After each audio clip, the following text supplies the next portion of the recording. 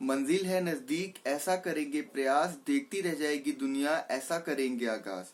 आज की क्लास में स्टूडेंट्स हम लोग चैप्टर नंबर 9 को कवर अप करेंगे। क्लास 10th का chapter number 9 heredity and evolution.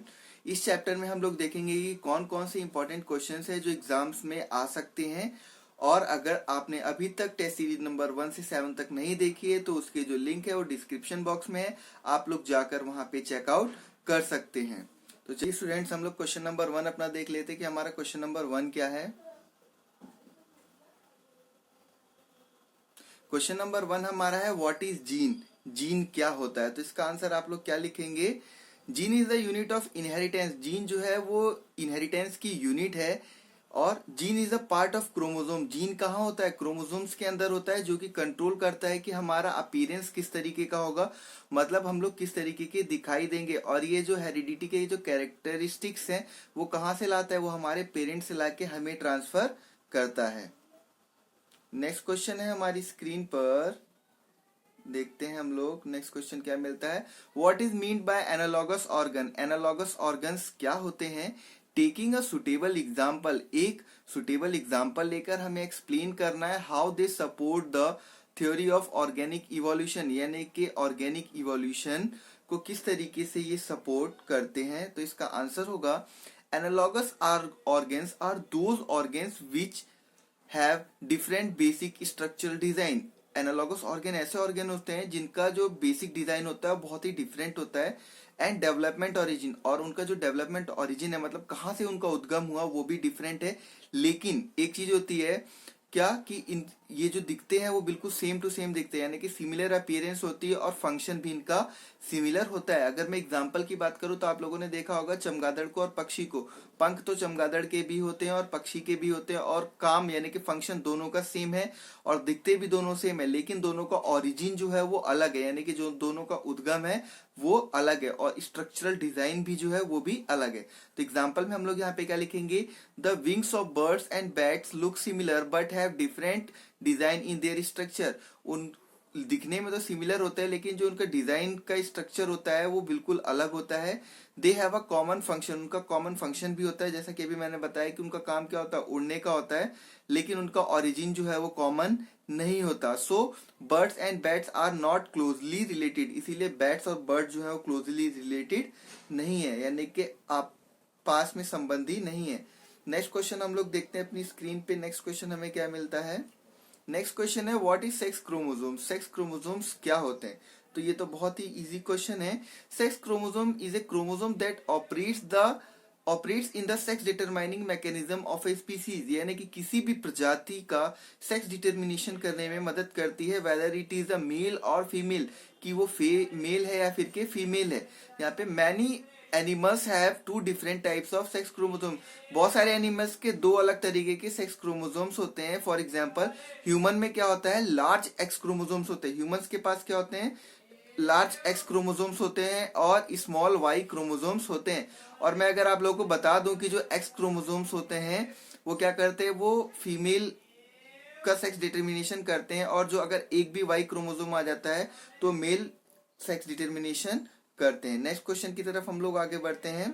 Next question हमारी स्क्रीन पे है डिफाइन इवोल्यूशन। इवोल्यूशन को बताइए। Describe Darwin theory of evolution. और डार्विन की इवोल्यूशन की थ्योरी को भी हमें क्या करना है? डिस्क्राइब करना है। तो इसका आंसर क्या होगा? Evolution is a sequence of gradual change. Evolution का मतलब क्या होता है? चेंजेस आना, यानी कि धीरे धीरे चेंज आना। Evolution is a sequence of gradual change which takes place in primitive organisms over millions of years। ठीक है, देखिए क्या होता है कि कोई भी ऑर्गेनिज्म है, जैसे हम ही लोग हैं, हम लोग पहले कैसे थे? हम लोग पहले बंदर की फॉर्म में थे, लेकिन धीरे धीरे हम लोग डेवलप होते गए और आज हम लोग इस तरीके के दिखाई देते हैं। तो क्या होता है कि मिलियंस ऑफ ईयर्स, यानी कि कईयों लाखों साल लग जाते हैं और धीरे धीरे किसी भी ऑर्गेनिज्म के अंदर चेंज आता रहता है, क्योंकि क्लाइमेट में भी चेंज आएगा, और जब क्लाइमेट में चेंज आएगा तो वो अपनी बॉडी जो है उसी हिसाब से अडेप्ट करते चले जाते हैं और अपने अंदर चेंजेस लाते चले जाते हैं। तो इसमें ये प्रोसेस होती है, बहुत ही स्लो प्रोसेस होती है, इसीलिए हमने बोला कि बहुत ही ग्रेजुअल चेंजेस आते हैं, यानी कि बहुत धीरे धीरे चेंजेस आते हैं। तो धीरे धीरे चेंजेस आने के कारण क्या होता है कि बॉडी में कुछ थोड़े थोड़े बदलाव होने लग जाते हैं। And new species are formed, और नए तरीके की प्रजातियां जो है वो जन्म लेने लग जाती हैं। Since the evolution of living organism, so it is called the organic evolution. क्यों ऐसा ऑर्गेनिक इवोल्यूशन ही क्यों कहा गया? क्योंकि ये लिविंग थिंग्स के अंदर ही चेंज आता है, इसीलिए हम लोगों ने इसे क्या कहा? ऑर्गेनिक इवोल्यूशन कहा। अगला है हमारा इसी में, according to Darwin theory of evolution, Darwin की थ्योरी को हमें एक्सप्लेन भी करना था, तो उसमें फर्स्ट पॉइंट क्या है? There is a natural variation within any population.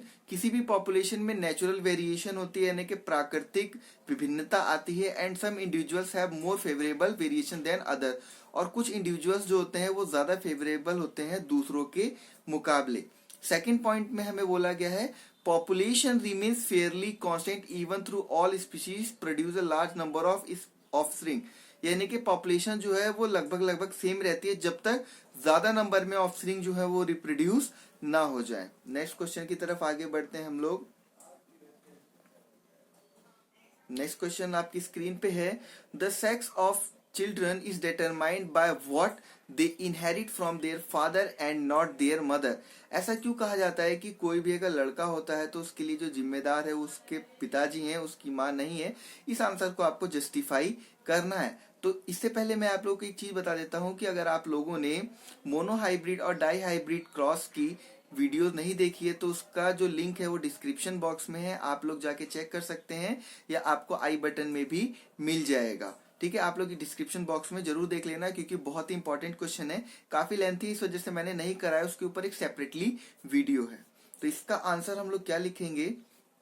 It is because a child who inherit an X chromosome from father will be a girl. देखिए, फादर के पास तो एक्स क्रोमोजोम्स, सॉरी, फादर के पास X और Y chromosomes होते हैं, और मदर के पास एक्स और एक्स क्रोमोजोम्स, यानी मदर के पास तो कोई चांस ही नहीं है कि वो क्या करे, वाई क्रोमोजोम डोनेट करे। मीन्स अगर फादर अपना एक्स क्रोमोजोम डोनेट करता है और मदर तो एक्स ही देगी क्योंकि उसके पास एक्स क्रोमोजोम ही है, तो इस केस में क्या होगा? गर्ल चाइल्ड होगी। लेकिन अगर फादर जो है वो वाई क्रोमोजोम देता है तो उस केस में बॉय होगा। तो यहाँ पे यही लिखा है, and one who inherit a Y chromosome from his father will be a boy. अगर कोई भी अपने फादर से वाई क्रोमोजोम इनहेरिट करेगा तो वो बॉय होगा। But all children inherit a x chromosome from there mother. सारे के सारे जो बच्चे होते हैं वो अपनी माँ से खाली एक्स क्रोमोजोम ही ले पाते हैं, चाहे वो लड़का हो चाहे वो लड़की। तो इसलिए हमेशा लड़की होने के लिए जो जिम्मेदार होगा वो पिताजी होंगे, ना कि माँ। ठीक है, और बॉयज के लिए क्या होता है? एक्स और वाई क्रोमोजोम्स चाहिए होते हैं। नेक्स्ट क्वेश्चन हमारी स्क्रीन पे है, define variation in relation to a species. हमें वेरिएशन बतानी है स्पीसीज से related. Why is variation beneficial to the species. और ये जो विभिन्नता है या फिर के बदलाव जो धीरे धीरे आते रहते हैं, ये क्यों जरूरी होते हैं बदलाव? ठीक है, तो इसका आंसर क्या होगा? Variation refers to the differences in characters और traits among the individuals of a species. यानी कि वेरिएशन का मतलब क्या होता है कि किसी भी इंडिविजुअल या फिर की स्पीशीज में कैरेक्टर्स का चेंज आ जाना, यानी कि थोड़ा थोड़ा बदलाव आ जाना। और बदलाव क्यों आता है? जाहिर सी बात है कि क्लाइमेट के अकॉर्डिंग एडेप्टेशन चाहिए, तो उसी कारण बदलाव भी आता है। तो variation are beneficial to the species because, first point है, they enable the organism to adapt themselves in the changing environment. यानी कि बदलते वातावरण में वो अपने आप को अडेप्ट कर पाए, अनुकूलित कर पाए। इसलिए ये ऑर्गेनिज्म क्या करते हैं कि अडेप्टेशन करते हैं। ठीक है, दूसरा है हमारा variation form the basis of heredity. और वेरिएशन के कारण ही हेरिडिटी यानी कि अनुवांशिकता आती है। थर्ड पॉइंट है, they form the raw material for evolution and development of new species. यानी कि यही रॉ मटेरियल का काम भी करते हैं इवोल्यूशन के लिए, और नए जो स्पीशीज होती है उसका डेवलपमेंट का काम भी यही करते हैं। नेक्स्ट क्वेश्चन है आपकी स्क्रीन पे, describe briefly 4 ways in which individuals with a particular trait may increase in a population. यानी कि आपको 4 तरीके बताने हैं जिसमें कोई भी इंडिविजुअल जो है अपनी पर्टिकुलर ट्रेट को क्या करता है, उसकी पॉपुलेशन को इंक्रीज करता है। तो कैसे करेगा वो, उसके आंसर है यहाँ पे, the 4 ways in which individuals with a particular trait may increase are as follows. First point is sexual reproduction result into variation. यानी कि सेक्सुअल रिप्रोडक्शन की वजह से क्या होगा, वेरिएशन आएगी। सेकंड पॉइंट है the individuals with A special trait, और कोई भी इंडिविजुअल अगर स्पेशल ट्रेट के साथ है तो सरवाइव कर पाएगा और अपने जो प्रीडेटर्स हैं उनके अटैक से भी क्या करेगा, बच पाएगा और अपने आप को मल्टीप्लाई भी करेगा। और जो दूसरी स्पीशीज होगी यानी कि जो ज्यादा अच्छी तरीके से सर्वाइव नहीं कर पाएगी वो क्या हो जाएगी, वो पेरिश हो जाएगी यानी कि खत्म हो जाएगी। Third point is genetic drift provide the diversity without any adaptation, और जो जेनेटिक ड्रिफ्ट होता है वो भी डाइवर्सिटी देता है या डाइवर्सिटी प्रोवाइड करता है बिना कोई अडेप्टेशन के यानी कि बिना किसी अनुकूलन के। Fourth point is variation in the species may lead to increase survival of the individual, और जो वेरिएशन आते हैं स्पीशीज के अंदर उसी के वजह से क्या होता है, सर्वाइवल भी आसानी से, सर्वाइवल भी इंक्रीज जो होता है वो करता रहता है। ठीक है, नेक्स्ट क्वेश्चन हमारी स्क्रीन पे है, व्हाट आर फॉसिल्स, फॉसिल क्या होते हैं, how do they tell us about the process of evolution, यानी कि जीवाश्म क्या होते हैं और हमें ये किस तरीके से इवोल्यूशन के बारे में बताते हैं। ठीक है, तो इसका आंसर हम लोग देख लेते हैं। इसका आंसर क्या होगा, the remains of dead plants and animals which were buried under the rocks millions of years ago are called fossils. ठीक है, यानी कि मिलियंस ऑफ ईयर्स एगो यानी मिलियंस ऑफ सालों पहले जो मरे हुए पौधे और जानवरों के जो अवशेष थे जो जमीन में दब गए थे उसी को हम लोग क्या कहते हैं, फॉसिल कहते हैं। तो आगे इसका आंसर क्या होगा, fossil tell us about the process of evolution, fossil जो होते हैं हमें इवोल्यूशन की प्रोसेस के बारे में बताते हैं। The fossil of different organism have some feature similar to one species, यानी कि जो फॉसिल होगा अलग अलग ऑर्गेनिज्म का उसका एक फीचर जो होगा वो एक के साथ तो मैच कर रहा होगा लेकिन जो बाकी फीचर होंगे वो दूसरे के साथ मैच कर रहे होंगे। तो यही हमें क्या बताता है, इन this way they show the link between two species, और इसी तरीके से ये लिंक बताते हैं कि किस तरीके से एक स्पीशीज जो है वो दूसरी स्पीशीज से क्या है, वो लिंक्ड है।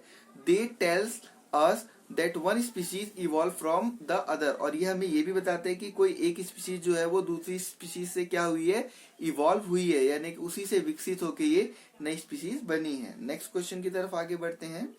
नेक्स्ट क्वेश्चन है हमारा, distinguish between acquired and inherited traits by giving one example of each, यानी कि हमें एक्वायर्ड ट्रेट और इनहेरिटेड ट्रेट के बारे में बताना है, डिफरेंस क्रिएट करना है एक एक एग्जांपल देकर। और आगे क्वेश्चन पूछा है, why are acquired during the life time of individual not inherited, और यहीं पे बोल रहा है कि जो एक्वायर्ड ट्रेट्स होती है वो लाइफ टाइम तक नहीं होती है।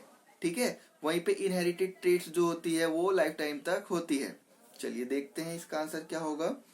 Acquired traits is a particular characteristic that is developed during the lifetime of a individual, यानी कि acquired का मतलब ही क्या है कि यानी कि जब वो जन्म ले लेता है तो उसके बाद वो उसे प्रॉब्लम जो है वो मिलती है, कोई भी चीज है उसकी बॉडी में जो भी चेंजेस है वो उसके जन्म लेने के बाद आया तो वो एक्वायर्ड ट्रेट कहलाएगा। इनहेरिटेड में क्या होता है कि जन्म से ही उसके अंदर वो चेंजेस होते हैं। तो एक्वायर्ड ट्रेट्स वो पर्टिकुलर कैरेक्टरिस्टिक होती है जो कि लाइफ टाइम में किसी भी इंडिविजुअल के अंदर डेवलप हो सकती है। Such characteristic are not genetically controlled, इसे हम लोग जेनेटिकली कंट्रोल भी नहीं कर सकते and can not be pass to the next generation, और ये नेक्स्ट जनरेशन में पास भी नहीं होती है। तो ध्यान रखना ये नेक्स्ट जनरेशन में पास नहीं होगा। एग्जाम्पल है जैसे loss of weight due to starvation, यानी कि भूख के कारण वजन का कम होना। दूसरा है traits, inherited traits is the transmission of particular characteristic. Inherited traits के अंदर क्या होता है, कोई भी पर्टिकुलर कैरेक्टरिस्टिक ट्रांसफर होती है अपने पेरेंट्स से अपने ऑफस्प्रिंग के अंदर, जैसे जनरेशन टू जनरेशन होती रहती है। Such traits are genetically determined characteristic, और ऐसी ट्रेट्स को हम लोग जेनेटिकली डिटरमाइंड कैरेक्टरिस्टिक कहते हैं।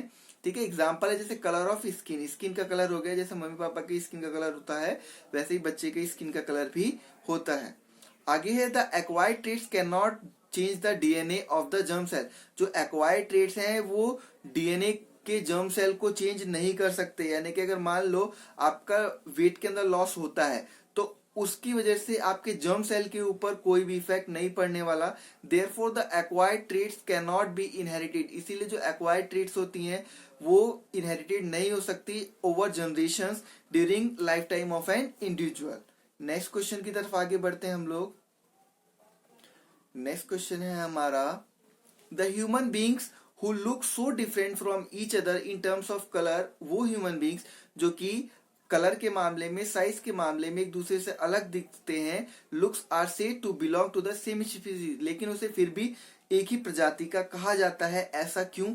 अपने आंसर को जस्टिफाई हमें करना है। तो इसका आंसर क्या होगा? Human beings are said to belong to the same species. Human beings को हम लोग एक ही प्रजाति का इसलिए कहते हैं, क्यों? उसके पीछे क्या रीजन है? पहला डीएनए स्टडी, यानी कि जितने भी ह्यूमंस होते हैं सबका डीएनए जो है 99.9% मैच करता है, ठीक है, तो इसीलिए हम सभी क्या ह्यूमंस कहलाते हैं। सेकंड पॉइंट है number of chromosomes is same, और जो नंबर ऑफ क्रोमोसोम्स के जो पेयर होते हैं वो भी ह्यूमंस में क्या होते हैं? सेम होते हैं, किसी में कम या ज्यादा नहीं होते। थर्ड पॉइंट बोलता है all have a common ancestor, सबके कॉमन एंसेस्टर है, यानी कि सबके जो पूर्वज है वो कॉमन है, मींस चिंपैंजी वगैरह, चिंपैंजी से धीरे धीरे डेवलप होते गए हम लोग। फोर्थ पॉइंट है दे इंटरब्रीड अमंग देमसेल्फ, और ये इंटरब्रीडिंग भी आपस में ही करते हैं ताकि जो फर्टाइल हो सके यंग वंस का, ठीक है, इस वजह से क्या करते हैं? आपस में ही इंटरब्रीड भी करते हैं। नेक्स्ट क्वेश्चन है हमारी स्क्रीन पर, give one example each of characters that are inherited. हमें एक एग्जाम्पल देना है ऐसे कैरेक्टर का जो कि इनहेरिट होता है, and the one that are acquired, और जो एक एक्वायर्ड होता है। ये क्वेश्चन अभी हम पहले कर चुके हैं। और mention difference between the inherited और एक्वायर्ड ट्रेट, और हमें इनके बीच में डिफरेंस भी बताना है। तो देखिए सबसे पहला है eye colour, hair colour of a person is an example of inherited, यानी किसी की आंख का कलर अगर अलग आता है या बालों का कलर अलग आता है तो वो इनहेरिटेड है, यानी कि अनुवांशिक है। और वहीं पे बॉडी का वेट हो गया, वो हमारा क्या है? वो एक्वायर्ड ट्रेट है, ठीक है, यानी कि वो स्टार्वेशन यानी कि भूख के कारण कम वगैरह कम ज्यादा हो सकता है। कोई बहुत ज्यादा मोटा भी हो जाता है बाद में, जबकि उसके घर वाले इतने मोटे नहीं होते, तब भी वो क्या होता है? बहुत ज्यादा मोटा हो जाता है। तो ये सब क्या होते हैं? ये एक्वायर्ड ट्रेट्स होते हैं। The basic difference between the inherited and the acquired traits is that inherited characters is pass from parent to offspring, यानी कि जो इनहेरिटेड कैरेक्टर्स हैं वो अपने पेरेंट से उसके ऑफस्प्रिंग यानी कि उसके बच्चे के अंदर पास होते हैं। वहीं पे जो एक्वायर्ड ट्रेट्स होते हैं वो क्या होते हैं? पूरे लाइफ टाइम में किसी भी पर्सन के बॉडी के अंदर वो डेवलप हो जाते हैं, लेकिन ये जो नेक्स्ट जनरेशन होती है यानी कि ऑफस्प्रिंग होता है उसके अंदर ट्रांसफर नहीं होते हैं। नेक्स्ट क्वेश्चन है हमारी स्क्रीन पर, explain the mechanism of sex determination in humans. Humans के अंदर सेक्स डिटर्मिनेशन किस तरीके से होता है, और with the help of a flow chart explain in brief how the sex of a new born is genetically determined in human beings. हमें ये बताना है कि किसी भी एक नए जन्म लेने वाले बच्चे के अंदर, जब नया बच्चा पैदा होता है तो उसके अंदर जो सेक्स डिटर्मिनेशन होता है यानी कि जो लिंग निर्धारण होता है वो किस तरीके से होता है, which of the two parents, the mother और द फादर, और दोनों में से कौन रिस्पॉन्सिबल होता है। ये बात हम पहले ही कर चुके हैं तो हम लोग दोबारा इस पे बात नहीं करेंगे। खाली इस चीज पे कि जो सेक्स डिटर्मिनेशन के लिए रिस्पॉन्सिबल होता है वो फादर होता है, ना कि मदर होती है। बाकी हम लोग एक बार देख लेते हैं कि किस तरीके से होता है। तो इसका आंसर है मैकेनिज्म किस तरीके से होता है। पहला पॉइंट है sex determination is the process in which sex of a new born individual can be determined. Sex determination क्या होता है? वो प्रोसेस होती है जिसमें एक जो नया इंडिविजुअल जब जन्म लेता है तो उसके सेक्स को हम लोग डिटरमाइन कर सकते हैं, यानी कि पता लगा सकते हैं। सेकंड पॉइंट होता है human beings have one unpaired sex chromosome. Human beings के अंदर एक जो अनपेयर्ड क्रोमोसोम का एक पेयर मतलब एक अनपेयर्ड क्रोमोसोम रह जाता है, जिसकी वजह से क्या होता है? ये डिटरमाइन होता है या ये निर्धारित होता है कि वो मेल होगा या फीमेल होगा, यानी कि अगर उसके साथ एक्स कंबाइन होता है तो वो फीमेल हो जाएगा, और अगर वाई क्रोमोसोम कंबाइन होता है तो वो मेल हो जाएगा। थर्ड पॉइंट कहता है sex of a child depends upon the happens of fertilisation, और जो लिंग निर्धारण होता है वो भी फर्टिलाइजेशन के ऊपर डिपेंड करता है। इसका एक बार हम लोग देख लेते हैं फ्लो चार्ट यहाँ पे देखिए आप लोग, मदर के पास XX क्रोमोसोम है और फादर के पास XY क्रोमोसोम है। तो यहाँ पे एक बार क्रॉस करके दिखाया गया है कि फीमेल जब बनेगी तो XX क्रोमोसोम का फर्टिलाइजेशन होगा, और वहां पे जब मेल होगा तो वो XY क्रोमोसोम का फर्टिलाइजेशन होगा। And lastly the father is responsible for the determination of a child, यानी कि फादर ही रिस्पॉन्सिबल होता है कि जो सेक्स है चाइल्ड का वो मेल होगा या फीमेल होगा।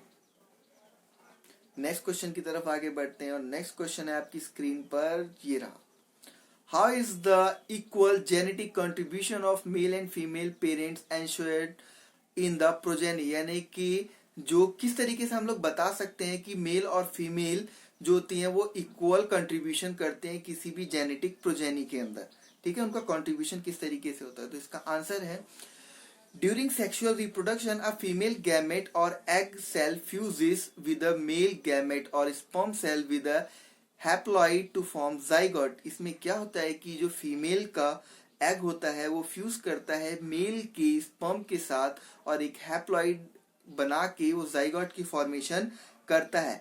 Zygote is diploid which contain 23 chromosome. Zygote जो होता है वो डाइप्लॉइड होता है जिसके अंदर 23 क्रोमोसोम्स होते हैं, ठीक है, जो कि मदर से लिए जाते हैं, और 23 क्रोमोसोम्स होते हैं जो फादर से लिए जाते हैं। In this way an equal genetic contribution, और इसी तरीके से हम लोग कह सकते हैं कि इक्वल जेनेटिक कंट्रीब्यूशन होता है मेल और फीमेल का, ठीक है। तो यहाँ पे ध्यान रखेंगे टोटल कितने क्रोमोसोम्स होते हैं। कोई भी अगर बच्चा पैदा होता है तो टोटल 46 क्रोमोसोम्स होते हैं, जिसमें से 23 जो अपनी मम्मी से उसे मिलते हैं और 23 जो होते हैं उसके पापा से उसे मिलते हैं। नेक्स्ट क्वेश्चन है हमारी स्क्रीन पर, ये रहा। एक्सप्लेन द टर्म स्पेशलाइजेशन और नेचुरल सिलेक्शन। हमें दो टर्म को एक्सप्लेन करना है, स्पेशलाइजेशन क्या होता है और नेचुरल सिलेक्शन क्या होता है। तो देखते हैं हम लोग। Specialisation is the evolution of reproductive isolation among once interbreeding population, यानी कि किसी भी इंटर पॉपुलेशन की जब इंटरब्रीडिंग होती है तो उस दौरान जो चेंजेस आते हैं उसी को हम लोग स्पेशलाइजेशन बोलते हैं। एग्जाम्पल है द डेवलपमेंट ऑफ वन और more species from an existing species, यानी कि किसी भी एक स्पीशीज से जब एक से ज्यादा स्पीशीज डेवलप होती हैं तो उसी को हम लोग क्या बोलते हैं, स्पेशलाइजेशन बोलते हैं, ठीक है। सेकेंड है हमारा natural selection. Natural selection is the process according to Darwin which brings about the evolution of new species of a animal and plant, ठीक है। नेचुरल सिलेक्शन वो प्रोसेस होती है जिसमें डार्विन के अकॉर्डिंग क्या होता है, नई स्पीसीज का इवोल्यूशन होता है हमारा एनिमल्स और प्लांट से, ठीक है। चलिए कुछ और क्वेश्चंस हम लोग देख लेते हैं। Question number 15। क्वेश्चन नंबर 15 में हमें बोला गया explain how following are the evidences in favour of evolution in organism. हमें बताना है कि किस तरीके से ये फेवर करती हैं कि इवोल्यूशन हुआ ऑर्गेनिज्म में। पहला होमोलोगस ऑर्गन का एग्जांपल लेकर बताना है, दूसरा एनालॉगस ऑर्गन का एग्जांपल लेकर बताना है। तो आंसर हम लोग देख लेते हैं क्या होगा। फर्स्ट है हमारा इसमें forelimb of humans and birds are homologous organ, यानी कि फॉरलिम्ब का मतलब होता है ये आगे वाले दोनों हाथ। तो हमारे या पक्षी के जो दोनों आगे वाले हाथ होते हैं they have same structural design, इनका स्ट्रक्चरल डिजाइन सेम होता है एंड डेवलपमेंट ओरिजिन, और जो इनका डेवलपमेंट ओरिजिन है वो भी सेम होता है, but they have different function, लेकिन फंक्शन अलग होता है। अब वो अपने आगे वाले पंजों का इस्तेमाल कूदने के लिए करती है और हम लोग क्या करते हैं, खाना वगैरह खाने के लिए या दूसरे कामों के लिए हम लोग अपने हाथ का इस्तेमाल करते हैं, लेकिन अपीयरेंस जो होती है वो सेम होती है, दिखने में उनके भी ऐसे ही पंजे होते हैं। Homologous organs help us to understand that the organism has evolve from a common ancestor, यानी कि होमोलोगस ऑर्गन जो होते हैं वो हमें ये समझने में मदद करते हैं कि कोई भी जो ऑर्गेनिज्म है उनका जो एंसेस्टर है वो कॉमन है, ठीक है। और the more common characteristic the two species है, और जितनी ज्यादा कॉमन कैरेक्टरिस्टिक होगी दो स्पीशीज के बीच में the more closely they are related, और वो उतना ही ज्यादा आपस में संबंधित होंगे। सेकेंड पॉइंट क्या कहता है, analogous organ are those organs. Analogous organ वो ऑर्गन होते हैं जिनका डिजाइन और डेवलपमेंट जो होता है वो क्या होता है, डिफरेंट होता है, बट हैव सिमिलर अपीयरेंस, लेकिन दिखने में ये सेम होते हैं, परफॉर्म सिमिलर फंक्शन, ठीक है, और फंक्शन भी क्या करते हैं वो सिमिलर करते हैं। नेक्स्ट क्वेश्चन की तरफ हम लोग आगे बढ़ते हैं। नेक्स्ट क्वेश्चन है आपका give an example of a body characteristic used to determine how close two species are in terms of evolution and explain it। हमें दो एग्जाम्पल देकर बताना है कि किस तरीके से जो दो स्पीशीज होती हैं वो आपस में एक दूसरे से रिलेटेड है या फिर कि किस तरीके से इवोल्यूशन उनके बीच में हुआ है। तो आंसर क्या होगा, homologous organ help to identify the relationship between organism. Homologous organ ही क्या करते हैं, हमें ये डिटरमाइन करने में मदद करते हैं कि किस तरीके से इवोल्यूशन हुआ है। This characteristic in different organism would be similar, और एक कैरेक्टरिस्टिक जो होती है वो सिमिलर हो सकती है because they have inherited from A common ancestor, क्योंकि क्या होता है कि इनका जो एंसेस्टर होता है, पूर्वज जो होते हैं वो कॉमन होते हैं। For example for limbs of human and wings of A bird. अभी मैंने इस क्वेश्चन के बारे में बात करी कि जो फॉर लिम्स होते हैं ह्यूमंस के और बर्ड्स के वो कैसे होते हैं, क्लोजली सेम होते हैं। इनका डिजाइन वगैरह तो सेम होता है लेकिन फंक्शन क्या होता है वो डिफरेंट होता है। तो हम लोग ज्यादा बात इस क्वेश्चन पे नहीं करेंगे, नेक्स्ट क्वेश्चन की तरफ आगे बढ़ते हैं। नेक्स्ट क्वेश्चन हमारा है व्हाट आर होमोलोगस ऑर्गेन। वही क्वेश्चन बार बार रिपीट होते हैं हमारे होमोलोगस, लेकिन एक आध पार्ट इसमें कुछ अलग ऐड कर दिया जाता है। ठीक है, रिपीट तो हो रहा है लेकिन एक आध पार्ट अलग ऐड कर दिया जा रहा है, इसीलिए हम लोगों ने क्वेश्चन को दोबारा पुटअप किया है। होमोलोगस ऑर्गेन्स क्या होते हैं? Can the wing of a butterfly and the wing of a bat are regarded as homologous. क्या हम लोग चमगादड़ के पंख और तितली के पंख को हम लोग होमोलोगस कह सकते हैं या नहीं? तो इसके पीछे रीजन क्या होगा? होमोलोगस ऑर्गन के बारे में हम लोग जानते ही क्या होते हैं, ठीक है, जिनका सेम बेसिक डिजाइन वगैरह होता है लेकिन इनके फंक्शन जो होते हैं वो अलग होते हैं। एग्जाम्पल बताया था हमने, फॉरलिम हो गया फ्रॉग का, लिजार्ड का और बर्ड का, ह्यूमन का। तो दिखने में सेम होता है लेकिन सबका काम अलग होता है। मेंढक का कूदने का काम होता है, पक्षी का बैठने का काम होता है, इंसानों का खाने का और दूसरा काम होता है। ठीक है, और देखिए आप लोगों को यहाँ पे डायग्राम में भी दिख रहा होगा किस तरीके से स्ट्रक्चर वगैरह दिखा रखे हैं। फ्रॉग का, लिजार्ड का, बर्ड का और ह्यूमन का, सभी का दिखने में बिल्कुल सेम सेम सा लग रहा है ना। और क्या है? नो। आंसर जो हमारा आगे पूछा गया है, can the wing of a butterfly, क्या बटरफ्लाई यानी कि तितली जो है और जो चमगादड़ है वो होमोलोगस ऑर्गन है या नहीं है? तो आंसर क्या होगा इसका? No. The wing of a butterfly and the wing of a bat cannot be considered as homologous organ because they have a common function. इनका फंक्शन तो कॉमन है, दोनों उड़ने के लिए काम करते हैं, लेकिन इनका जो ओरिजिन है और इनका जो स्ट्रक्चर है वो बिल्कुल ही डिफरेंट है। तो इसीलिए हम लोग इसे क्या कहते हैं? एनालॉगस ऑर्गन कहते हैं। चलिए अब हमारा बच्चों लास्ट क्वेश्चन आता है। यहाँ पे लास्ट क्वेश्चन है हमारा, an individual can not pass on it's progeny the experience of it life time. यानी कोई भी इंडिविजुअल जो है वो उसने पूरी लाइफ टाइम में अपने अपने पूरे जीवन काल में जितना भी एक्सपीरियंस उसने लिया उस एक्सपीरियंस को पास नहीं कर सकता अपने आने वाले इंडिविजुअल में। ऐसा क्यों है? जस्टिफाई करना है हमें इस स्टेटमेंट को एक एग्जांपल देकर और रीजन देकर। तो आंसर क्या होगा? Experience achieve during the life time of an individual does not make any change in the gene. तो जो भी एक्सपीरियंस वो गेन करता है उसकी वजह से जीन के अंदर चेंज नहीं आता है। For example a person reads a book, जैसे अगर कोई भी पर्सन बुक रीड करता है पक्षियों के ऊपर, द नॉलेज अर्न्स, तो नॉलेज उससे अर्न होगी by reading the book, does not make any change in the gene, जिसकी वजह से उसकी जीन के अंदर कोई भी चेंज नहीं आने वाला है। Hence this knowledge will not get automatically transmit to the next generation. इसीलिए ये जो नॉलेज है वो नेक्स्ट जनरेशन के अंदर ट्रांसमिट नहीं होगी। तो ऐसी ट्रेट को हम लोग क्या कहते हैं? एक्वायर्ड ट्रेट कहते हैं। तो इसी के साथ आप लोगों की जो टेस्ट सीरीज है वो खत्म होती है। हम लोगों ने बहुत सारे इंपॉर्टेंट क्वेश्चन किए, लेकिन हम लोगों ने इस चैप्टर में मोनो हाइब्रिड और डाई हाइब्रिड क्रॉस का एक भी क्वेश्चन नहीं किया, क्योंकि उस क्वेश्चन को करने में काफी ज्यादा टाइम लगता है। तो इसलिए मैंने उसकी वीडियो जो है बना के डाल रखी है, तो उसका लिंक जो है आपको डिस्क्रिप्शन में मिल जाएगा। आप लोग मोनो हाइब्रिड, डाई हाइब्रिड यानी कि 3 पार्ट्स इस चैप्टर के हैं जिसके लिंक आपको डिस्क्रिप्शन बॉक्स में मिल जाएंगे। आप लोग जाके चेकआउट कर सकते हैं और अच्छी तरीके से समझ सकते हैं कि किस तरीके से हम लोग मोनो हाइब्रिड और डाई हाइब्रिड क्रॉस कराते हैं। क्योंकि बच्चों जो डाई हाइब्रिड क्रॉस है वो एग्जाम में जरूर पूछता है और बहुत ही ज्यादा इंपॉर्टेंट पोर्शन है। तो आप लोग बिल्कुल मिस मत कीजिएगा, उस वीडियो को आप लोग जरूर देखना। और अगर आप लोगों को ये वीडियो अच्छी लगी हो तो प्लीज इस वीडियो को लाइक कर देना और शेयर जरूर कर देना, ताकि जो दूसरे बच्चे हैं उन लोगों को भी हेल्प मिल जाए एग्जाम में। Thank you for watching the video.